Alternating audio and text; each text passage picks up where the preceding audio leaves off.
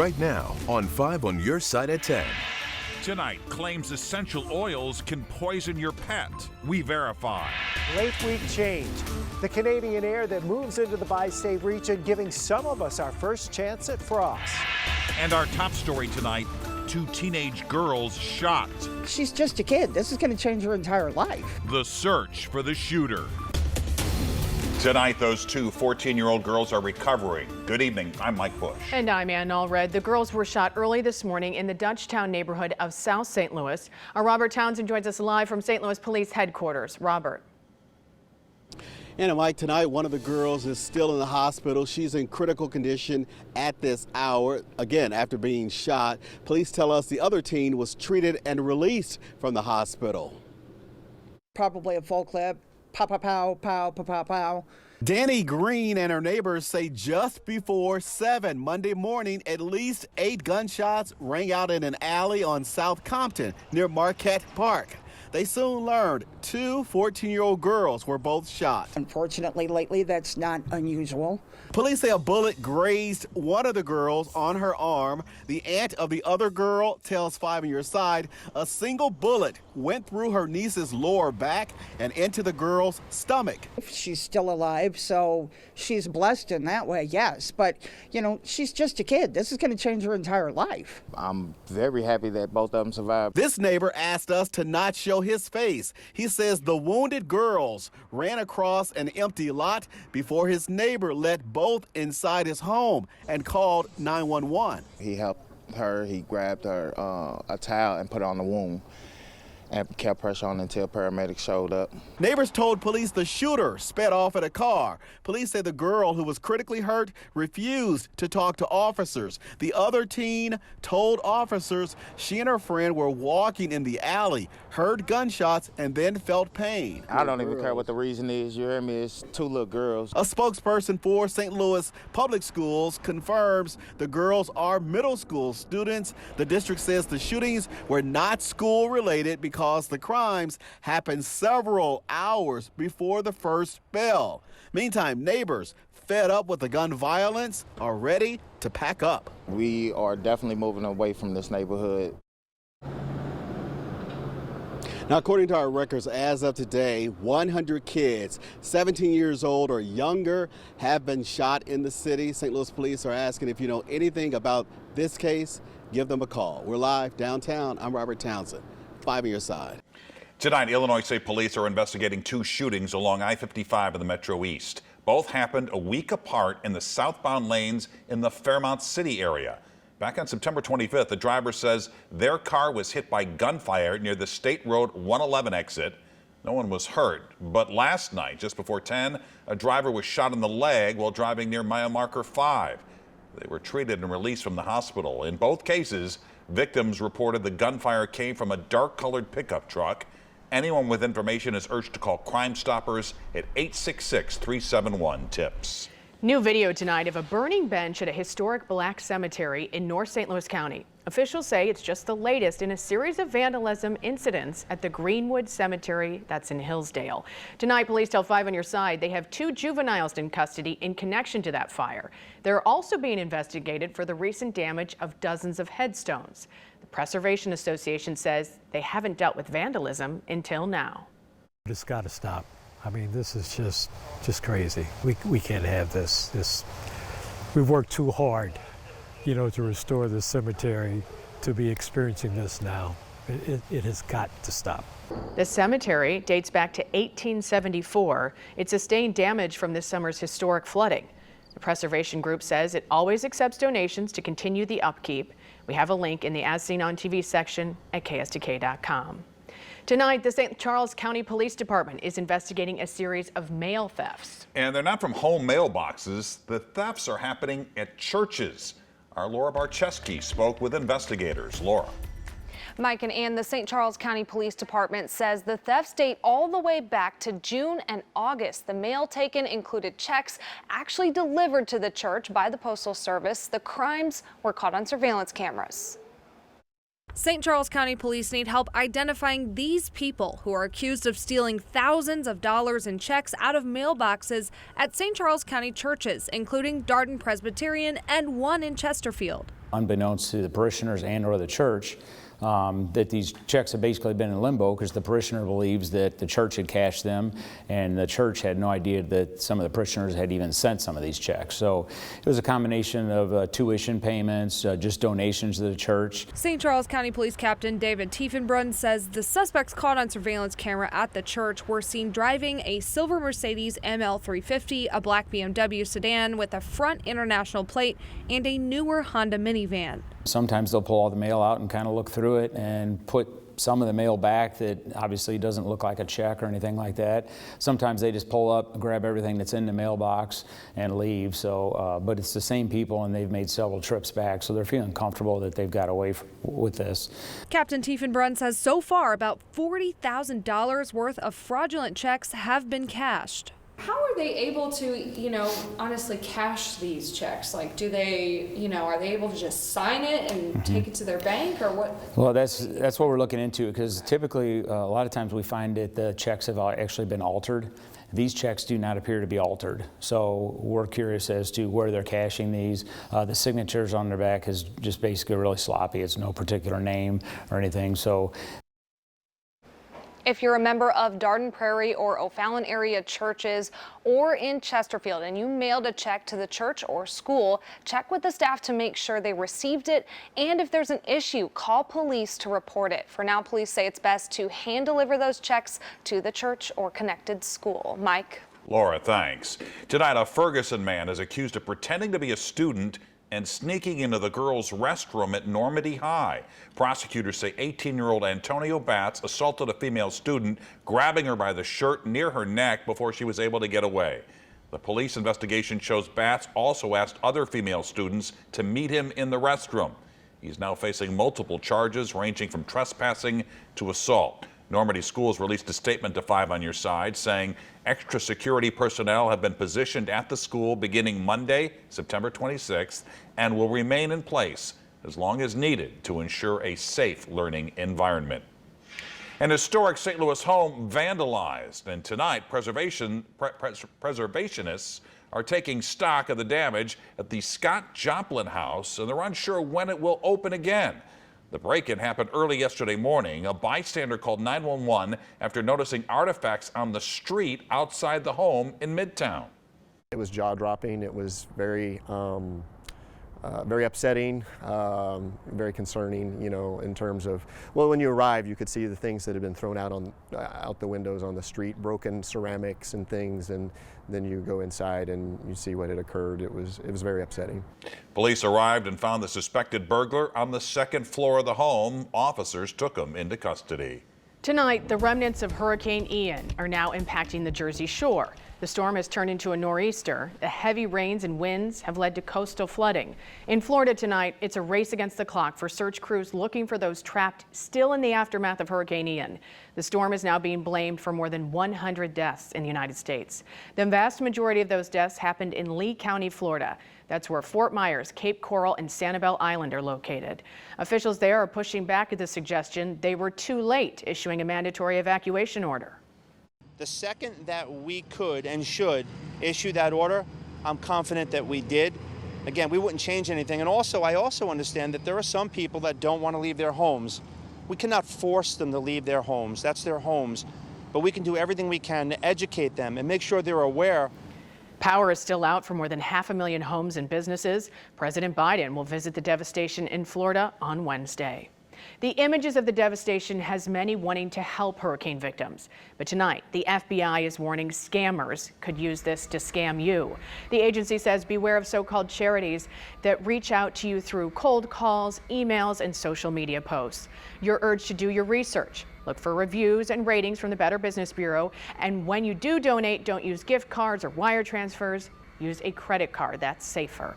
We've made it easy to make sure your donations go to the right place. We have partnered with the American Red Cross for Project 5's Give 75 campaign to help raise money for Hurricane Ian relief. You can make a donation by texting the word donate to 314-425-5355. Well, we are just 4 days away until the Cardinals begin their chase for another World Series championship. Their opponent's still up in the air, but we do know they'll host the best-of-3 series at Busch Stadium next weekend. Tonight, Redbirds in Pittsburgh. Highlight of the night, This is Albert Pujols. You heard of him? He's been red hot, and this is home run number 703. So he surpasses Babe Ruth. Babe Ruth for number 2 on the all-time RBI rankings. The Cardinals did go on to lose the game 3-2. The Cardinals have to get through the wild card round and division series first, but this week tickets for the National League Championship Series will go on sale. There are 4 potential NLCS games. Tickets will start as low as $50 and they go on sale Thursday at noon through the Cardinals box office. And for more on the Cardinals postseason push and how to get those tickets, just text the word cards to 314-425-5355. Tonight, a warning for TickTock users. You could be sharing more than just videos. The settings you can change now to protect yourself. Autumn aromatherapy. The smells of fall might make you happy, but can it make your pet sick? We verified. Dry to drought. The dry weather expected. This next weather system not expected to help the drought situation in southern Missouri and Illinois. Just 3 months after the U.S. Supreme Court overturned Roe v. Wade, Planned Parenthood has found a new way to reach out to patients in states which have banned abortion. Today, it announced the first mobile abortion clinic in the country. The 37-foot RV will operate in southern Illinois. It will provide medication abortions at first, with plans to add procedural abortion services. We are committed to protecting and expanding care where we can. This is our act of defiance. This mobile abortion van, if you will, is going to do nothing to help women and nothing going to help them in their financial situations or any of the crisis that they're actually in. Planned Parenthood plans to have the mobile clinic fully operational by the end of the year. A warning tonight for TikTok users. Millions use the app to share videos seen around the world, but users could also be putting their personal information at risk. Consumer Reports reveals the TikTok privacy settings you should adjust right now. Whether you're new to TikTok or you've been watching videos for years, Consumer Reports says it might be time to think about adjusting the app's default privacy settings. Start with who can see your profile. So setting your whole TikTok account to private is a great way to get a little bit more control over who can see the stuff on your profile. While TikTok is a social media company, it makes its money through advertising, just like Twitter, Facebook, and Instagram. Something that's really valuable for tech companies is building out a huge network of everyone that you know, your friends, your family, your coworkers, and they present it as a way for you to find your acquaintances on TikTok, which can be great, but it also gives the tech companies a lot of information about you, and you might not want to do that. To make sure the app doesn't have access to your contacts or Facebook friends, toggle these settings off. And just above that setting, you can tell TikTok not to suggest your account to your contacts, Facebook friends, and others. That is, if you're not interested in having followers on the platform. TikTok and other companies use more than just information about your friends and family for their targeted ad campaigns. So you might not realize it, but TikTok has code spread all over the internet on websites and apps to collect data about things you do when you're not on TikTok. Now, there's nothing you can do to stop that entirely, but you can use a setting to control whether TikTok can use that data for targeted ads, and that's a good idea to protect your privacy. And to protect yourself from hackers, not only on TikTok, but on other apps as well, CR says one of the most important things you can do is set up multi-factor authentication. That's that thing where they send you a code, right, through a text or an email. So you need not only your password, but also access to your phone or your email account to get in. It's that extra layer of security that does a lot to keep the bad guys out. Consumer Reports says although these settings will help, you can never expect total privacy when using social media. Some big news tonight for Mizzou football fans. For the first time in 13 years, the Tigers will play in St. Louis. Mizzou will play Memphis next season, next September 23rd at the Dome at America Center. This is all part of a new partnership called the Mizzou to the Lou series. The university and the St. Louis Sports Commission are teaming up to bring several Mizzou athletic events to town.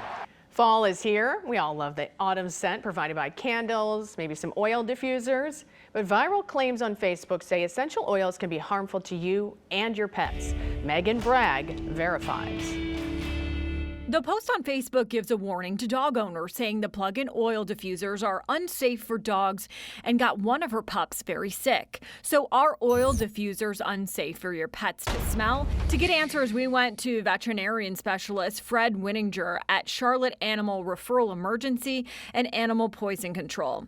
Though these plug-ins and diffusers can smell lovely, Dr. Winninger says they can be dangerous for your pets if they ingest the oils. The primary concern for dogs and cats is not as much inhaling these oils, which can be mildly irritating, as opposed to getting them on their skin or ingesting them, especially in their most concentrated forms. Dr. Winninger says if they ingest the oil, it could lead to vomiting, diarrhea, and depending on how much your pet consumes, liver failure. He says some oils are worse for pets than others. And the ones we worry about most are things like tea tree, pennyroyal, wintergreen, and pine oils.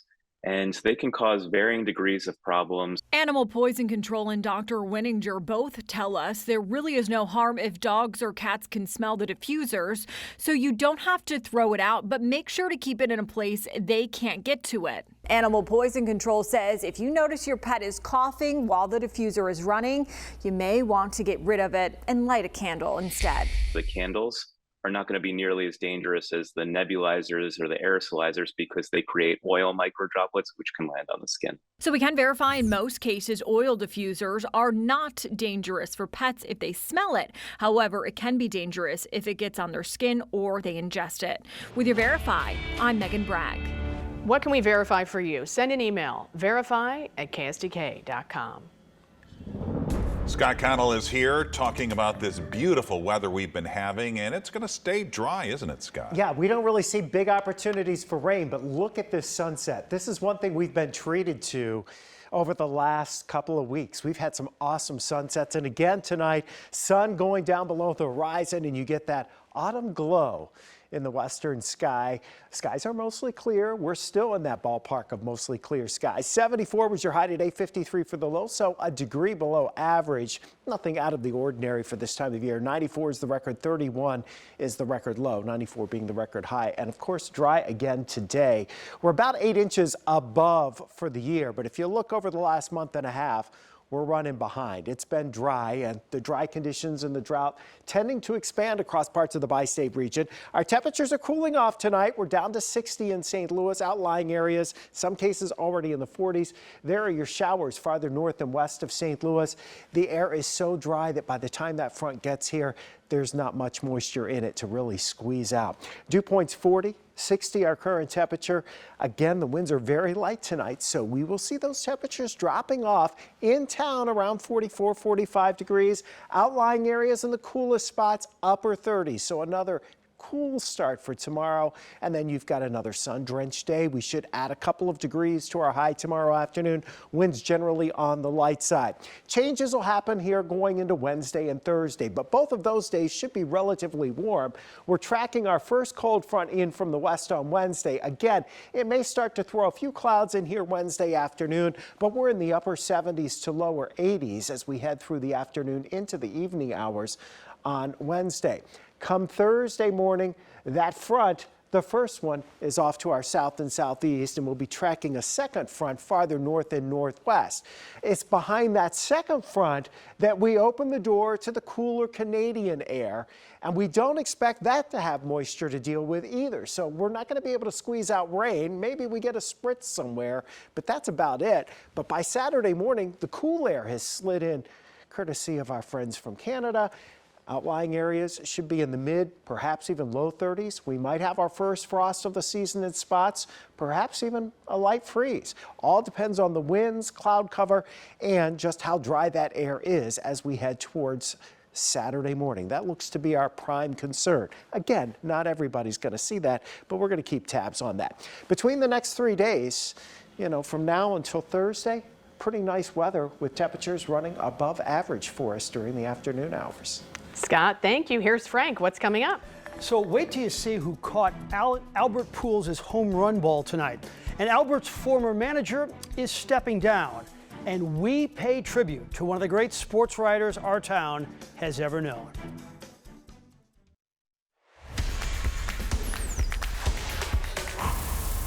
The Cardinals will play the Phillies on Friday at Busch Stadium. The Phillies clinched a wild card spot tonight.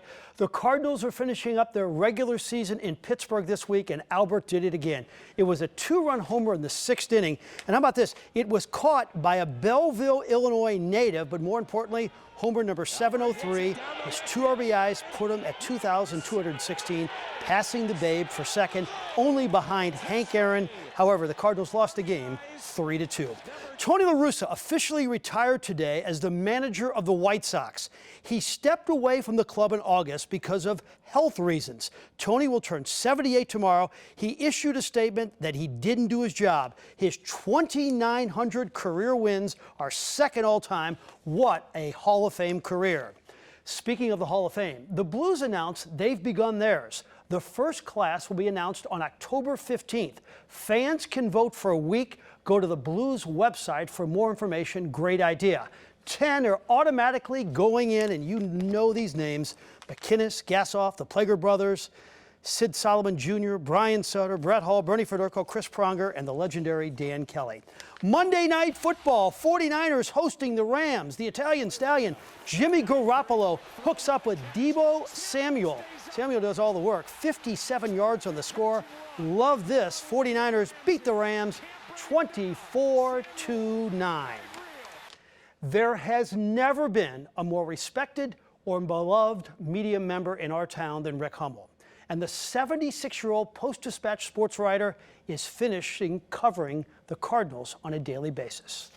There he was on his final regular season game, in the press box named after him, surrounded by media members who wanted a picture to commemorate the moment. He even tipped his cap to the crowd.